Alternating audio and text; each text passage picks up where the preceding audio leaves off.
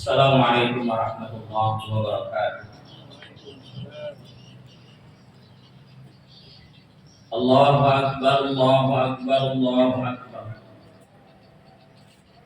Allahu akbar, Allahu akbar, Allahu akbar. Allahu akbar, Allahu akbar, Allahu akbar. Allahu akbar kabira. Walhamdulillahi katsira. Wa subhanallahi bukratan wa asila.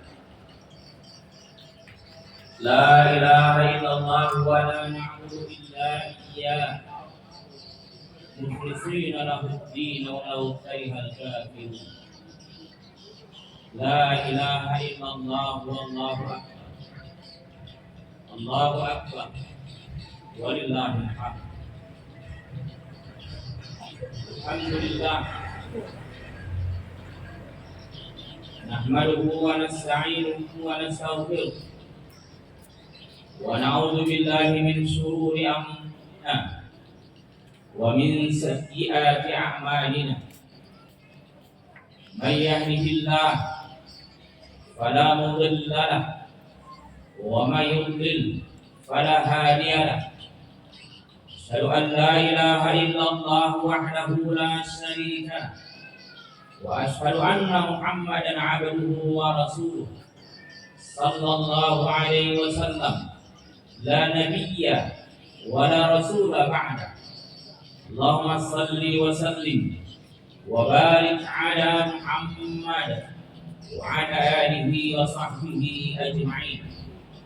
Amma ba'd, fa ya ibadallah, usikum wa nafsi bitaqwallahi faqad fazal muttaqun. Ya ayyuhalladzina amanu taqullaha haqqa tuqatih wa la tamutunna illa wa antum muslimun.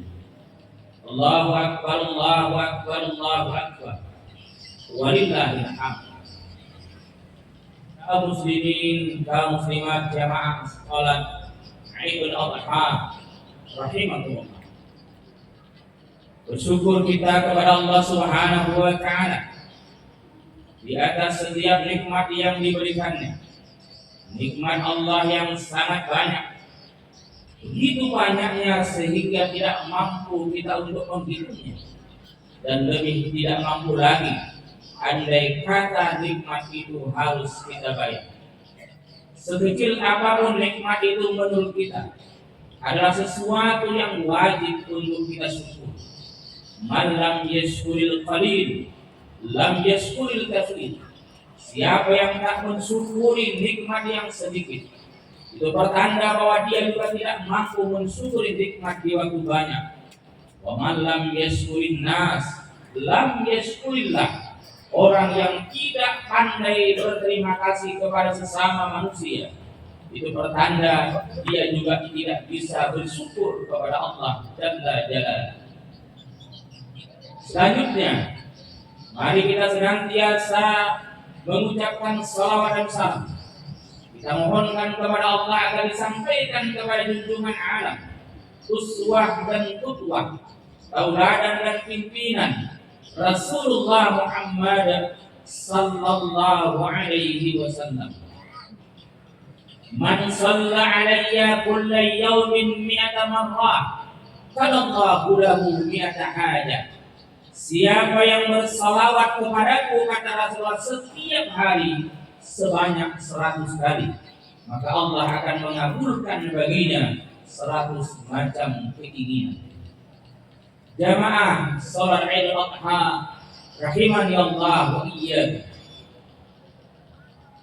Hari ini tepat tanggal 10 Dzulhijjah, kita merayakan hari raya Idul Adha atau disebut juga dengan Idul Kurban. Berdasarkan hasil sidang isbat di negara kita, 1 Dzulhijjah jatuh pada hari Selasa. Berbeda dengan ru'yah yang ada di negeri Saudi Arabia. Mereka melakukan pantauan hilal pada hari Minggu. hilal terlihat, tapi di negara kita tidak terlihat. Di sana hilal terlihat, maka kemudian pemerintah Saudi menetapkan 1 Dzulhijjah adalah pada hari Senin, maka mereka merayakan Idul Adha hari Rabu semalam. Kemudian karena teknologi yang sudah begitu canggih dan dampak negatifnya adalah menyebabkan kebingungan para jamaah tentang berpuasa Arafah. Ada yang menghubung-hubungkan puasa Arafah harus sama dengan orang yang wukuf di padang Arafah. Padahal perintah untuk melaksanakan puasa tanggal 9 Dzulhijjah itu sudah ada pada tahun kedua setelah Rasulullah hijrah ke Madinah. Artinya di saat itu belum ada orang wukuf karena belum ada ibadah haji. Ibadah haji itu diperintahkan oleh Allah Subhanahu wa taala dan Rasul melaksanakan ibadah haji adalah tahun ke-6 Hijrah. Perintah haji itu tahun ke-6 Hijrah. Barulah ada ibadah wukuf di dalamnya. Maka orang-orang yang tidak berada sewaktu dengan Saudi, dia melaksanakan ibadah puasa sunnah Arafah itu tanggal 9 Dzulhijjah berdasarkan penanggalan yang ada di negeri. Jamaah rahimakumullah. Kalau kita lihat sejarah bahwa pada saat Khalifah Umar bin Khattab pusat pemerintahan berada di kota Madinah, sementara Syam atau yang hari ini lebih dikenal dengan Syria adalah merupakan wilayah yang disebut dengan provinsi. Pada saat itu Idul Fitri pun pernah terjadi berbeda 2 kali. Padahal waktu mereka sama, jaraknya juga tidak jauh, dan metode yang digunakan sama-sama Ru'yatul Hilal berdasarkan hadis Nabi. Tetapi ternyata terjadi perbedaan. Kenapa? Karena posisi geografisnya yang berbeda. Jamaah sholat Idul Adha rahimani Allah wa iyyakum. Peristiwa Idul Adha atau hari raya Idul Adha atau juga disebut dengan hari raya Kurban. Kalau kita lihat sejarah, setidak-tidaknya ada 2 peristiwa besar di sana. Yang pertama, peristiwa ibadah kurban atau disebut dengan udhiyah, penyembelihan dalam rangka mendekatkan diri kepada Allah Subhanahu wa taala. Ini sudah dimulai di masa Nabi Ibrahim alaihissalam. Jika penyembelihan itu adalah penyembelihan hewan secara khusus, tapi apabila penyembelihan kurban itu bermakna umum, sesungguhnya sudah dimulai di masa Nabi Adam alaihissalam, yaitu kurban yang dilakukan oleh anak-anak Nabi Adam yang bernama Habil dan Qabil. Allahu Akbar, Allahu Akbar, Allahu Akbar, walillahil hamd. Jamaah rahimakumullah. Sebagaimana kita ketahui bahwa sekian puluh tahun lamanya antara Ibrahim berpisah dengan istrinya Hajar dan anaknya Ismail. Ibrahim tinggal di Palestina, sementara Hajar dan Ismail berada di sebuah lembah yang di dalam Al-Quran disebut dengan Bakkah. Inna awwala baiti wudi'a lin-nas lalladzi bi Bakkah. Sesungguhnya rumah yang paling pertama dibangun untuk manusia beribadah kepada Allah adalah di sebuah lembah bernama Bakkah. Bakkah yang kemudian berubah sebutan menjadi Makkah. Jamaah rahimakumullah. Sekian tahun lamanya mereka berpisah. Kemudian mereka bertemu kembali. Betapa orang yang sekian tahun memendam rasa rindu, kemudian bertemu dengan orang yang dia rindukan, merasa bahagia, kegembiraan yang tidak ada ternilai lagi di sisi manusia. Ibrahim dan anaknya Ismail serta Hajar sedang mengalami kebahagiaan dan kegembiraan luar biasa. Tapi Allah kemudian melihat dan ingin menguji Ibrahim yang sedang begitu luar biasanya mencurahkan cinta kepada anaknya, apakah dia lebih mencintai anaknya atau lebih mencintai Allah yang memberi dia anak? Maka Allah kemudian memerintahkan kepada Nabi Ibrahim melalui mimpi untuk menyembelih anaknya yang bernama Ismail.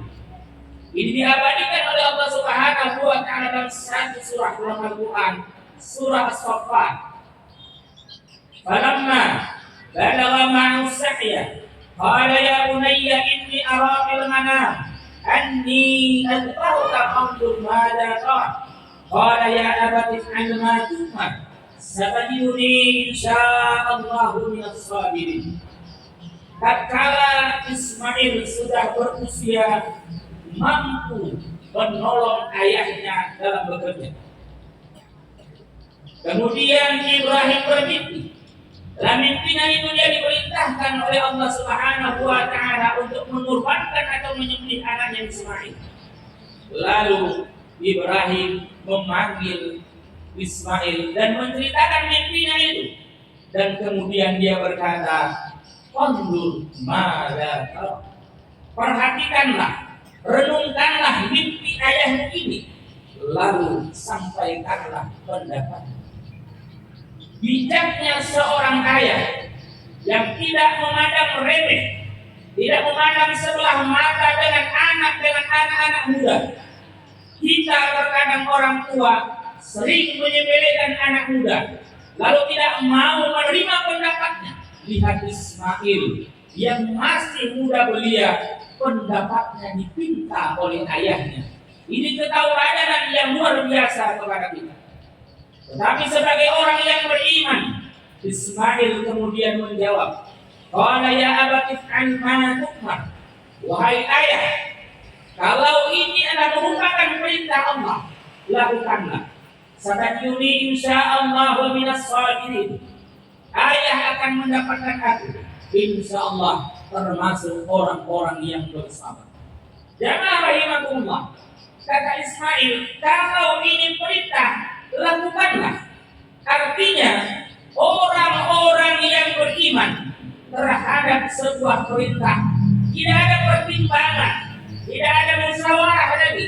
Kalau itu perintah, orang yang beriman hanya menjawab dengan kalimat sami'na wa ata'na. Kami dengar dan kami siap untuk mematuhi. Allahu akbar, Allahu akbar, Allahu akbar. Allahu akbar walillahil hamd. Allah Subhanahu wa taala kemudian mengganti dengan seekor kibas. Jamaah rahimakumullah, inilah perintah ibadah kurban yang sampai hari ini tetap kita laksanakan, tetap kita lakukan. Kita mengorbankan hewan. Namun sebenarnya Ismail itu bukan hanya sekedar hewan, bukan hanya sekedar kambing atau sapi. Tapi Ismail itu sesungguhnya ada pada diri kita masing-masing. Ismail itu bisa dalam bentuk harta yang Allah berikan kepada kita. Mampukah kita memberikan harta yang kita sayangi, kita cintai untuk kepentingan agama Allah Subhanahu wa taala, membangun fasilitas-fasilitas keagamaan. Kemudian Ismail di situ bisa berarti adalah pangkat jabatan kedudukan. Pada hari ini banyak orang yang salah, menunggu pensiun baru mau berjuang. Saya nanti kalau sudah pensiun baru mengurus masjid. Ini kesalahan yang fatal. Kenapa? Sesungguhnya di saat tidak punya pangkat, punya jabatan, tanda tangan kita masih berlaku, ucapan kita masih didengarkan orang. Disitulah kita kalau ingin berjuang di dalam agama ini. Allahu akbar, Allahu akbar, Allahu akbar, walillahil hamd. Yang kedua, ibadah yang ada di dalam Idul Adha ini adalah ibadah haji. Pada saat Nabi Ibrahim dan Ismail alaihi wassalam selesai membangun Ka'bah, Allah Subhanahu wa taala kemudian memerintahkan agar Ibrahim memanggil manusia untuk datang melaksanakan ibadah haji. Ibrahim kemudian naik ke sebuah jabal yang disebut dengan Jabal Qubais, yang hari ini ada istana raja di atas. Ini disampaikan oleh Allah Subhanahu wa taala dalam Al-Qur'an. Wa atim bin nasi bil hajji ya'tuka rijala wa ala kulli dhalim ya'tina min kulli fajjin 'amiq. Dan seluruh manusia niscaya mereka pasti akan datang, walaupun datangnya dengan berjalan kaki atau menggunakan unta yang kurus, mereka akan datang kata Allah dari seluruh penjuru alam. Ini hakikatnya adalah bahwa semua kita telah dipanggil oleh Nabi Ibrahim alaihissalam. Maknanya tidak ada lagi alasan tatkala kita ditanya, kita sudah punya kemampuan, fisik yang sehat, harta yang banyak, ditanya kenapa tidak melaksanakan ibadah haji, lalu kita menjawab belum ada panggilan, sebuah kesalahan. Padahal sesungguhnya kita sudah dipanggil oleh Nabi Ibrahim alaihissalam. Dan rahimahullah, ibadah haji merupakan ibadah penyempurna dari keislaman seseorang dan hukumnya wajib bagi orang-orang yang punya kemampuan. Ini disampaikan oleh Allah Subhanahu wa taala. Walillahi 'alan nas hajjul bait man istata'a ilaihi sabila. Dan bagi manusia ada kewajiban yang harus dilakukan untuk Allah, yaitu melaksanakan ibadah haji ke Baitullah bagi orang-orang yang mampu untuk melakukannya. Artinya yang disebut dengan mampu adalah dia memiliki finansial sehingga mampu membiayai perjalanan ibadah haji, dan dia juga punya fisik yang sehat.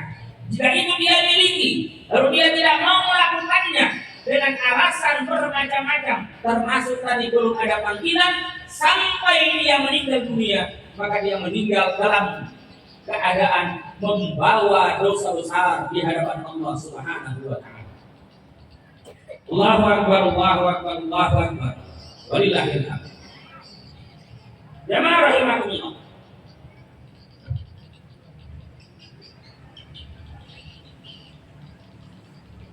Ibadah haji adalah ibadah yang penuh dengan simbol-simbol. Yang simbol-simbol ini seharusnya kita pahami, baik yang sudah melaksanakan ibadah haji ataupun yang belum. Karena simbol-simbol ibadah haji itu adalah sesuatu yang harus kita laksanakan dalam kehidupan. Tanggal 9 Dzulhijjah yang disebut dengan Yaumul Arafah, di mana jamaah haji sedang berada di sebuah tempat yang luas bernama Arafah. Padang Arafah adalah merupakan taman mininya padang mahsyar. Di sana manusia berkumpul dengan pakaian yang sama, di dalam tenda-tenda yang sama di hadapan Allah. Tidak ada yang berbeda antara orang kaya dan orang miskin. Tidak ada perbedaan antara pejabat dengan rakyat biasa. Tidak ada perbedaan ulama maupun orang awam. Sama-sama di hadapan Allah Subhanahu wa taala. Duduk sama rendah, berdiri sama tinggi di bawah naungan kalimat tauhid la ilaha illallah. Inilah yang harus kita terjemahkan dalam kehidupan kita ini, bahwa seseorang hanya mulia di hadapan Allah Subhanahu wa taala tatkala dia adalah orang yang paling bertakwa kepadanya. Jamaah rahimakumullah, dengan berpakaian putih, simbol bahwa semua kita nanti akan berpakaian putih yang disebut dengan kain kafan. Kita lihat di antara rangkaian ibadah haji ada yang disebut dengan tawaf. Tawaf mengelilingi Ka'bah sebanyak 7 putaran. Dimulai dari sudut Hajar Aswad, berakhir ke sudut Hajar Aswad. Kenapa 7 putaran? Ini sebuah berita, sebuah informasi kepada kita, sebuah peringatan sesungguhnya kepada kita bahwa hidup kita hanya berada di 3 hari saja. Kita berputar dari ahad ke ahad, dari ahad ke ahad. Kemudian kita awali dari Hajar Aswad, kemudian berakhir ke sudut Hajar Aswad. Maknanya adalah dari mana kita berasal, ke sana pula kita akan kembali. Minha khalaqnakum wa fiha nu'idukum wa minha nukhrijukum taratan ukhra. Dari tanah kami jadikan kamu, ke tanah pula akan kami kembalikan, dan dari tanah pula kata Allah, kamu akan kami bangkitkan pada waktu yang lain. Kaum muslimin, kaum muslimat jamaah Sholatul Adha rahimani Allah wa iyyakum. Maka sesungguhnya kita wajib menyadari bahwa kita sesungguhnya adalah merupakan calon-calon mayat yang akan merasakan kematian. Tatkala kita ditanya, sudahkah kita siap mati? Jawabannya sebagian besar mengatakan belum. Alasannya adalah karena persiapannya belum cukup, amal masih sedikit, modal pun masih sedikit. Artinya dia menyadari, kalau kita menyadari amal kita masih sedikit, maka mulai hari ini banyakkan amal. Kalau kita menyadari bahwa modal kita untuk mati belum cukup, maka mulai hari ini usahakan untuk cukup. Agar tatkala malaikat mau datang menuju kita, itu merupakan sebuah keindahan. Karena sesungguhnya kematian bagi orang-orang yang beriman adalah sebuah kenikmatan. Allahu Akbar, Allahu Akbar, Allahu Akbar. Walillahil hamd. Fa'tabiru ya ulil absar la'allakum turhamun.